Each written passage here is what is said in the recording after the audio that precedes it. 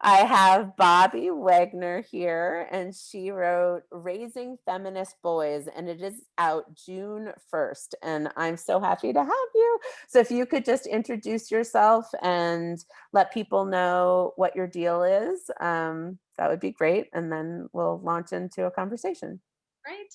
Well, thanks so much for having me, Kimmy. I'm just really thrilled to be here. And, I just got my first order of books the other day. So it's really exciting. Like, I'm just starting this whole thing. So you're really So good. amazing. I'm super psyched to be here and to talk with you about this. And I know this is a passion for you too with Build Up Boys and all your work. So I'm just really, really honored. So who am I? I'm a clinical psychologist. I have three kids. So I have two boys who are 12 and 10 and a little girl who's 7. I teach at Harvard in human development and psychology. I teach child advocacy. And then I also have a startup called Groups. So we bring people together to talk, have important conversations around topics and around parenting and things like that. And so I teach in the IO Psych program at Harvard too. And motivation and groups and culture is coming. So I think that's me. I write, I have kids, I work You're like, I have great together. hearings. Yeah. No, that's Got awesome. my Yeah, that's great. When you say talk about important topics, what do you mean? Like range yeah. from, yeah. So this is related to book stuff, but it's also separate. So there's a real like mental health crisis in Yes. the world, really, and it's unaffordable. And there's many obstacles to get people kind of care. And there's a lot of issues that can be dealt with preventatively. The way we treat medical issues or psychiatric issues is like when the wheels are kind of off the bus, so to speak. Yes. Try to get people into a therapist who's expensive, unavailable, oftentimes like overkill. So we're kind of bringing people together on an online platform with the help of a facilitator or a therapist type person to talk about things like that are on people's minds. So stress, anxiety, parenting boys, relationships, work issues, and just you know. So we're kind of thinking of it as like a health club for the head. Like I we think love it. we deal with physical wellness very preventatively. You go to the gym, you work out, you don't want to have a heart attack. Yep. We don't do that with mental health. Mental health care is unaffordable, and a lot of it is just preventative wellness, taking care of Yes. yourself before, we really need kind of a bigger support. And I love therapists. I have my own therapist. I am a therapist. There's a place for therapy, but Yes. there's also a place for other stuff too. But a lot of this can be addressed in community with other people who are, you know, Yes. like having Yes. conversations. This is really what this whole thing is about And in that your you're life. not alone and we can do this together. Yes. Because that's what we need to know. I mean, yes. So, yes, yes, yes. Okay. But getting to your book, I'm curious what inspired you to write it. And then also just want to thank you for all of the questions and tips and advice that you give, just because it makes it doable. Like there's just something about the book that makes it feel like, okay, I can do this. I also loved when you said, if you have teenagers, don't freak. I loved that line because sometimes there's this feeling of like, oh, now I know something new. I should have started talking about this then, but I didn't. So am I fucked?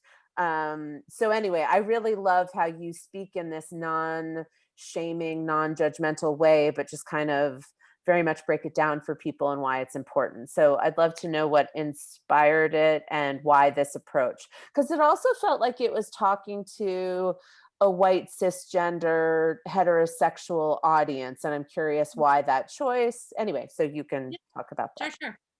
So I think for me, I do a lot of my learning through my own experience. And so I'm a white privileged woman, middle to upper class, two white boys who are really positioned to be kind of like, I know I said in my books, or like the future douchebags of America. And I don't mean that. I don't say they're not douchebags. They're the kindest, most loving kids ever. But you don't But want just to create a Brock Turner. No one wants to create Brock Turner.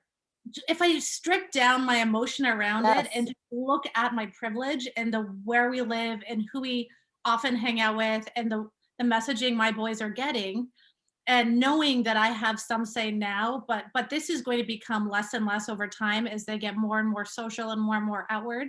The cultural messaging is just handed to them all over the place. Like the world is yours, do what you want. So the way I think about it is really about raising consciousness, like having, so much of what we do in our life is unconscious or subconscious. Like we have all this messaging from growing up, we have all this messaging from our culture, and then it just shapes who we are. And we go in this sort of autopilot way without really recognizing it. And I am a psychologist, I teach advocacy, I read all these really like liberal books. I feel like I'm doing great on this front. My son, who I think he was like 6 at the time or 7, and it was kind of right when all the Harvey Weinstein stuff was happening and or being, kind of discovered. And Yes. NPR was doing a piece on him, and my son was in the room. And I was like, oh God, I gotta like turn this off. This is too much information. And I just had this moment of awareness, like, oh, this is the problem. Like, I'm literally shutting down the conversation right now because he's in the room. So I just kind of gambled and thought, like, you know, I don't know what the best approach is here. So I leaned towards transparency and honesty and direct communication. And I was feeling uncomfortable with what was being shared. And I didn't have a playbook for what to do here. But I just decided to kind of like move towards it rather than away. And I called my son's attention to this and decided to kind of like co listen with him and then put what I was hearing in a developmentally appropriate context for him, which really was like, there's this famous guy, he's touching women who don't want to be touched, and that's harmful, hurtful, and illegal. And, what do you think about that? And his response was something along the lines like, oh, that's illegal. Like, didn't Trump do that? So he was a 6-year-old boy at the time. And so he had received this message That from it our was culture okay. that was okay. I Not had no. only okay, you would be celebrated for it because you could somehow become president. He was a president. He didn't know it was illegal. This is just a thing guys do. This message definitely did not come from my house, but Right. this is it just raised my awareness that like so much messaging's internalized that I am not giving him, which he was so young. I assumed that it was really only coming from me, and that Right. was not true. So it kind of burst my own little bubble of Yeah, like, you're like, oh. I was like, okay, so I gotta like figure out a way to think about this. And I started looking into this more and realizing these conversations need to happen so much earlier. Like, one, it just sort of makes sense. But when you put it into a neuropsych context and look at things like moral development, cognitive development, like he at that age was so open to me. I was like the primary person giving him information that like I needed to capitalize on it. So Yes. then I ended up writing an article and giving some talks and then ultimately writing this book. But fundamentally, you believe in equality for all people, all genders, everybody. Yes. Like, period. Do you believe in Yes. that? Okay, then you're a Then feminist. you're a feminist. Yes. I love Period. it. At Yeah. part And stop. I think that's great because a lot of pushback on this kind of stuff that I've heard from a lot of experts in this field, like Michael C. Reichardt, who works with boys, a lot of times what he gets from people, even progressive parents, well, what are you trying to make my son soft? You want my son to be feminine? Are you trying to feminize my son? Where it's like, no, I'm just trying to let him hold on to his humanity, letting him have his feelings. I just want him to be, as you say in the book, an ally, right? So it's interesting that that is a fear for Yeah. people. What do you think that's about other than misogyny Yeah. and Well, homophobia? I think people, you named it, but people confuse feminism with femininity.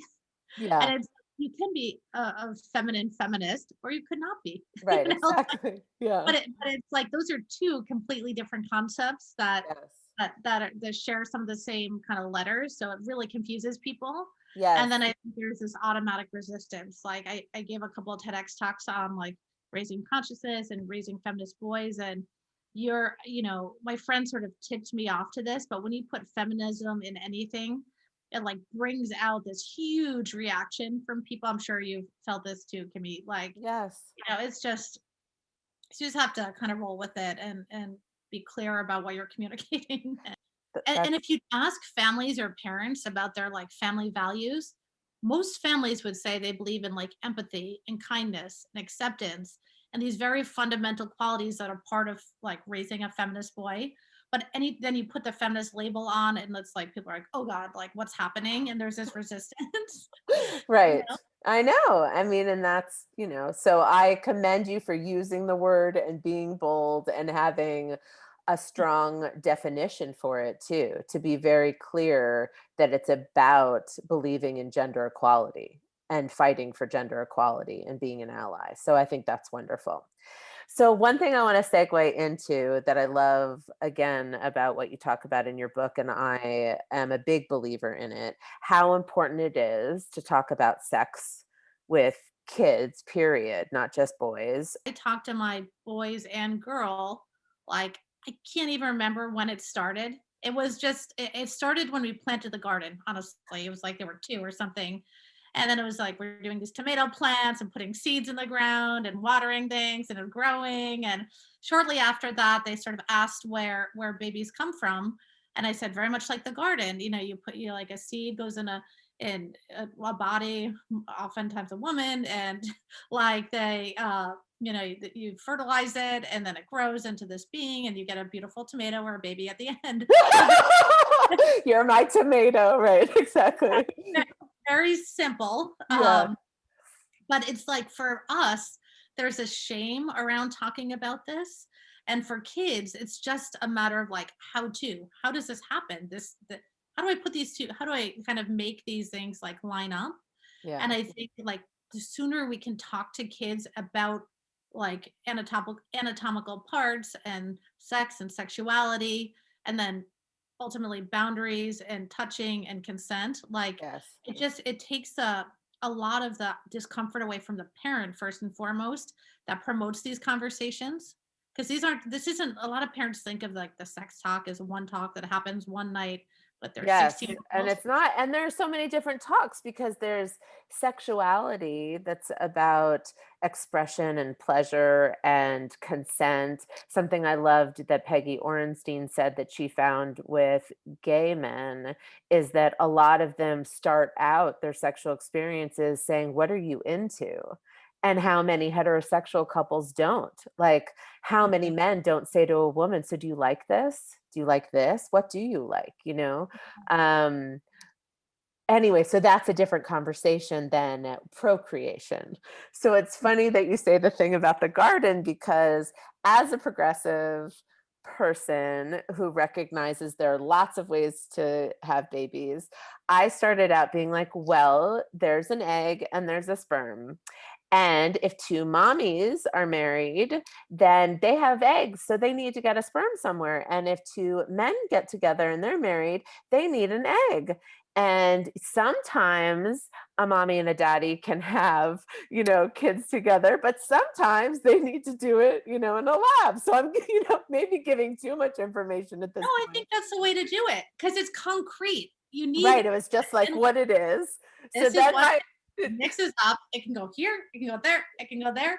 Hello. exactly. Yeah, like I'm not like using the term IVF, but anyway, so I say all this to my son and he goes, "Mom, I think I want to marry a girl." And I said, "Why?" He goes, "I don't want to have to borrow an egg." Something I want you to talk about that really resonated with me in terms of what you write about is the idea of shame.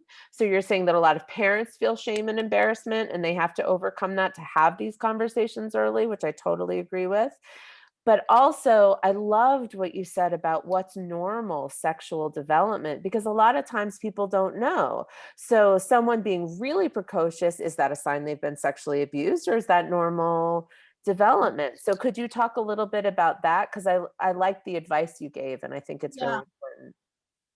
I think with this, it's like we all come from our own backgrounds, right? Like we all have our own traumas and our own like influences. And for me, like I come from an Irish Catholic background. My mom, I haven't even given her my book yet because it's like not what she taught me at all.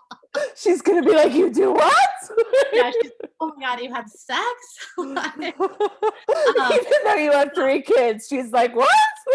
yeah, it's just like, but it's like it's called a default parenting map, right? It's like we bring our, when you don't know where you're going, you call on like past experiences to shape the road.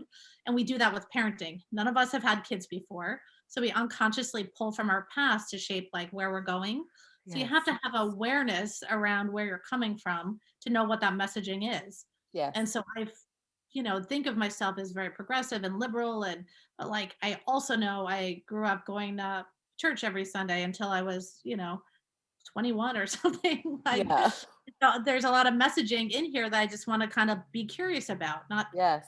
change, but at Not least have some, judge, like, curious. I love that. Be curious, curious. noticing and wondering. I'm noticing this and I'm wondering why, just like, how do you sit with that? Yes. Um, so it's like just not judging yourself for what you bring to your parenting role, but just having a curiosity about it and then asking yourself where you want to go with your own kids. Okay. What message, if I were to do it again, what did I wish I got from my parents? And how can I build that into my parenting relationship? What were the tough part? What were the wins? What were the losses? And how do I kind of come up with some roadmap that I'm being conscious about myself? So in Uh, your example, did you feel shamed about your sexual development? yeah. I mean, one of the I didn't write about it in my book, but I feel like one time it was almost like a in psychology, like depersonalization. Like you feel like you're like in another body. My mom sat down and she had read my diary. It was horrible.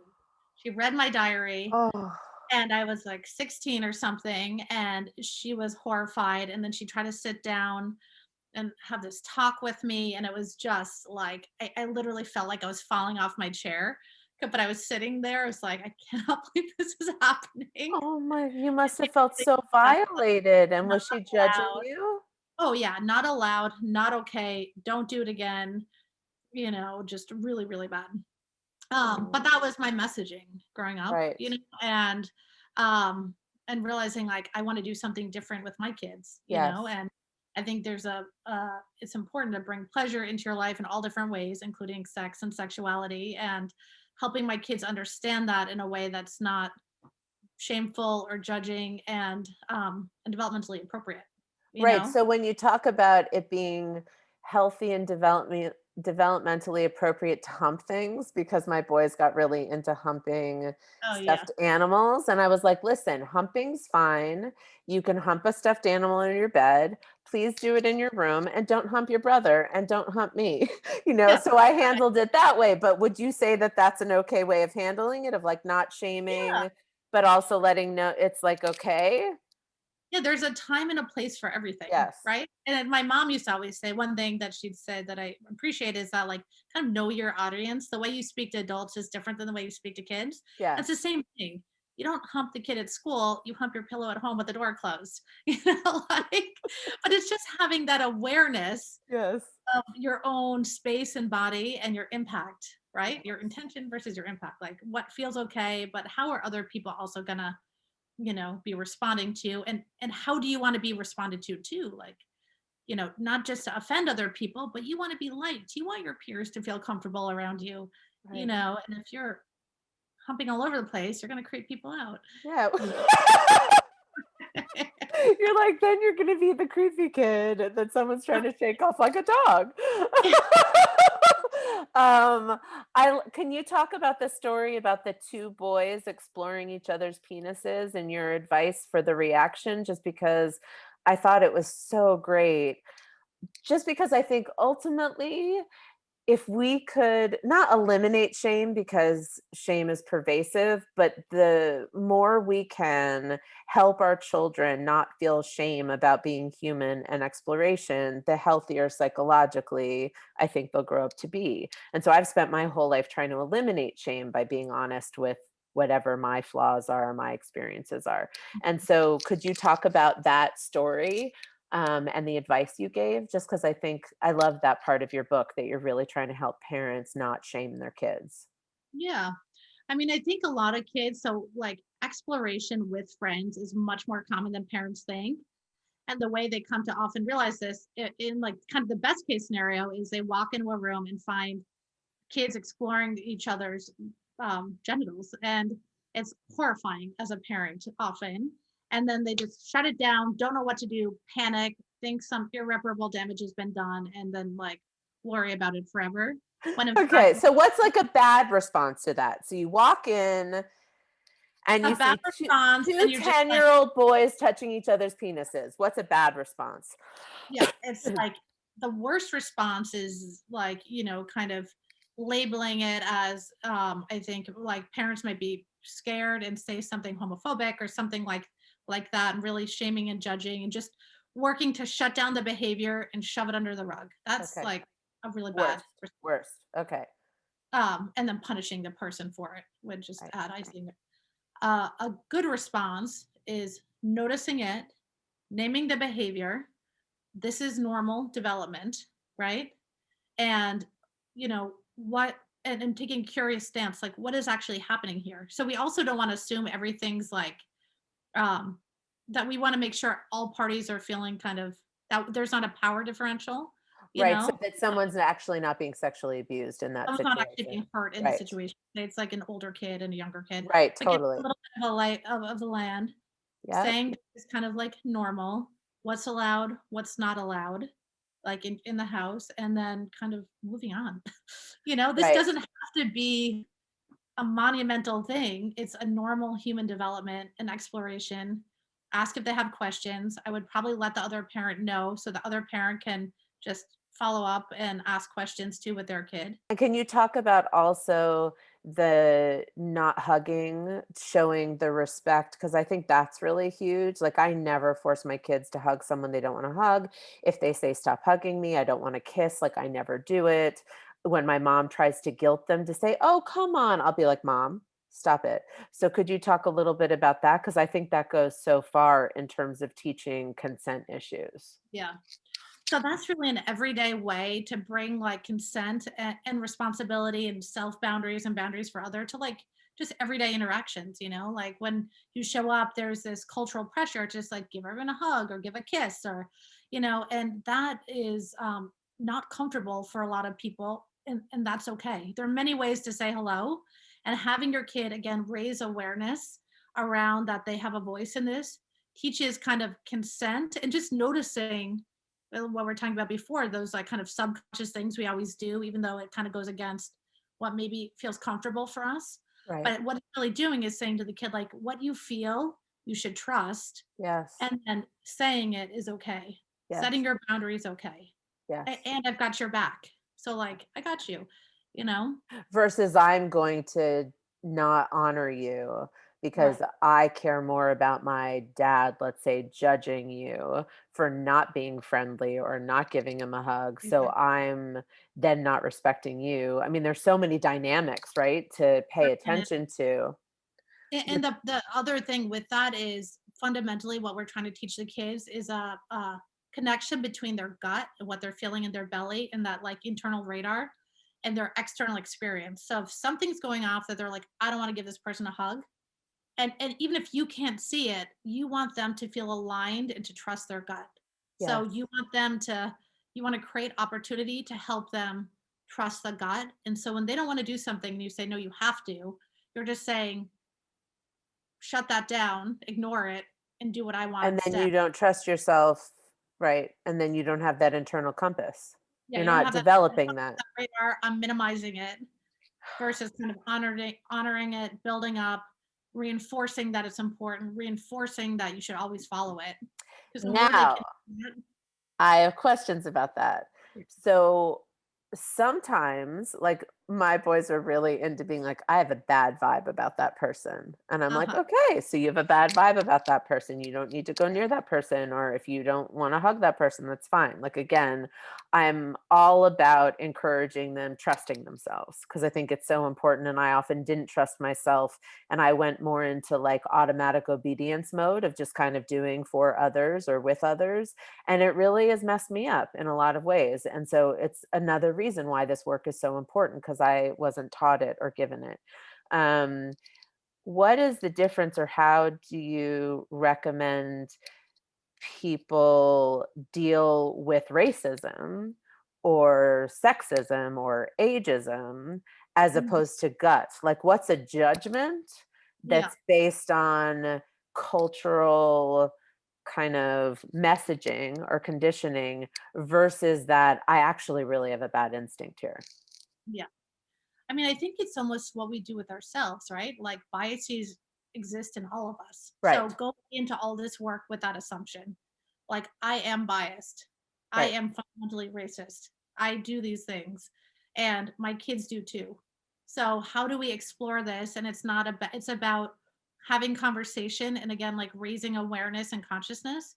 So when your kid walks in, to a community or something, and if people look different than he does, and they say, I just don't feel comfortable here, I would get really curious. I love that. I feel like the big takeaway from you that I love is that getting curious. There isn't that judgment. It's just like, oh, huh, that's interesting. So what's there? Right. And if we can do that with ourselves and we can do that with our children, then we can get to a more honest place. I would assume that they're going to be, kind of fuck ups for lack of the better word, and that this is a process, like on the parental side and the kid side. So go into this with self-compassion, and then teach, like, in psychobabble language, we talk about rupture and repair. Ooh, tell Things me are about that. rupture and repair, it's a relational thing, but like, say you and I were hang out for a long time, I would do something that would probably offend you or hurt your feelings or something, but that's part of a relationship, right? And To so rupture the trust or that's a rupture. you're Yes. gonna rupture, I'm gonna screw something up, I'm gonna hurt your feelings, but that's part of being in relationship with people, with community, with other, just others. Yes. But and where things go south is when you just stop there out of awkwardness, and you're like, "Oh God, I screwed that up. I'm just gonna pull away and pretend it didn't happen." But the repair is the most important part. When you actually move towards it, you take responsibility. So we talk about intention versus impact. My Yes. intention was not to hurt your feelings. It doesn't matter what my intention is because I did hurt your feelings. Because I that want to had an understand impact. why. Right. Yeah, I want to understand why. It's like I just want to hear more. Assume that's going to happen with these types of things, and they're learning opportunities for all people involved. Yes. And then, it might not wrap up perfectly because these things you don't tie up with a perfect bow and end, misogyny or racism or, Right. so there might be a little bit of discomfort, and that's okay. And then you Right. move on. It's a process, and it's awkward and uncomfortable, but it just kind of is what it is. And if you're committed to it, like, you just kind of, name it, notice it, name it, understand it a little bit more, and move on. I love it. It just makes it what I love about your book and you in general. You speak from a place of, I'm a parent, I'm a human, I am not talking down to you. Like that's what I think is so amazing about this is you kind of break it down and even just the way you're speaking now, it just feels so relatable and it feels possible. Because I think a lot of times things feel out of our capacity, right? Like Yeah. if I'm depressed, if I'm tired, if I'm worried about paying the bills, like raising a feminist boy or putting this effort in could feel very daunting. And I could just be like, fuck it. But the way you're talking about it seems like even if those things were in place, it's something that I could do because it just means being more awake. And I love that approach and what you're doing. I just think it's so important. And I hope so many people read your book and that you're able to change families across this country. I really do. Well, you too, Kimmy. I feel like we're in this together and, like, coming at it different angles, but I think we both appreciate that small steps make a huge difference. And Yes. that it's tweaking your words a little bit. You're being a little more curious. You're just, that's really it. Yeah, Honestly, like that's it. And then I do it the love best it. you can, and then you're gonna screw up, and then you move on, and then And then they're yeah. going to go to therapy. And yeah, so it's a cycle. I'm thinking the upside of it, aside from like it's important work, but it's so connecting. This will bring you closer to your son. I Oh, promise you. Because they're going to feel seen, heard, understood, yeah. because you're taking uh, a curious perspective, which is like building attunement and attachment, which is another, but it's just you're deepening a bond and trust with them, I love that. and that is motivating aside from making huge cultural Totally. Like you're like now even on a base level. your kid will love you more. So just If you like, just want to be yeah, close to your children. I love that. That's great. Yeah, because yeah. for some people, that'll be more of a motivation than changing the culture. And so it's good to know that different people have different motivations for doing this work, but it's still important on all these levels. So I think that's wonderful.